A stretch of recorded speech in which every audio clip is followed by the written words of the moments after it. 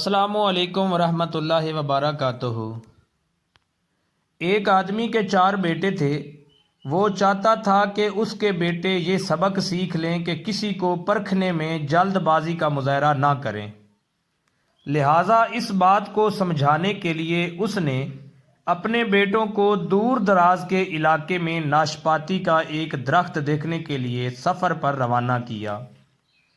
ایک وقت میں ایک بیٹے کو سفر پر بھیجا کہ جاؤ اور اس درخت کو دیکھ کر آؤ۔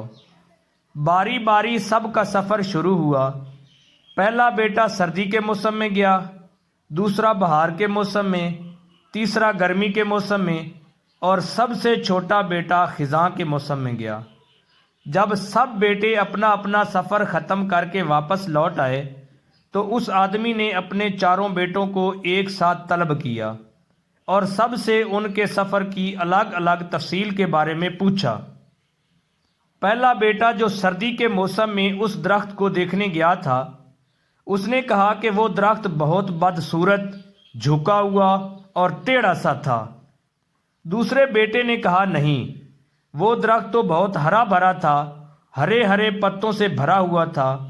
تیسرے بیٹے نے ان دونوں سے اختلاف کیا کہ وہ درخت تو پھولوں سے بھرا ہوا تھا اور اس کی مہک دور دور تک آ رہی تھی، اور یہ کہ اس سے حسین منظر اس نے پہلے کبھی نہیں دیکھا تھا۔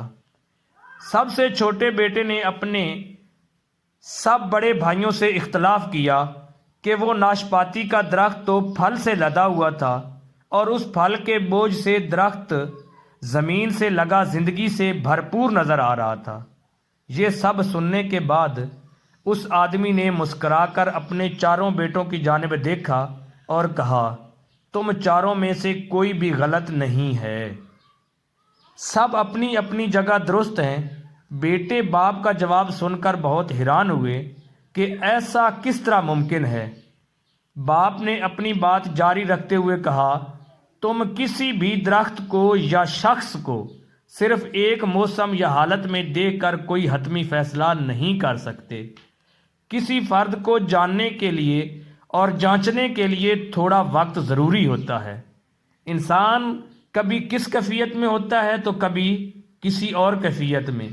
اگر درخت کو تم نے سردی یعنی جاڑے کے موسم میں دیکھا تھا تو وہ بے رونق دیکھا، تو اس کا مطلب یہ نہیں کہ اس پر کبھی پھل نہیں آئے گا۔ اس طرح اگر کسی شخص کو تم لوگ غصے کی حالت میں دیکھ رہے ہو تو اس کا مطلب یہ ہرگز نہیں کہ وہ برا ہی ہے۔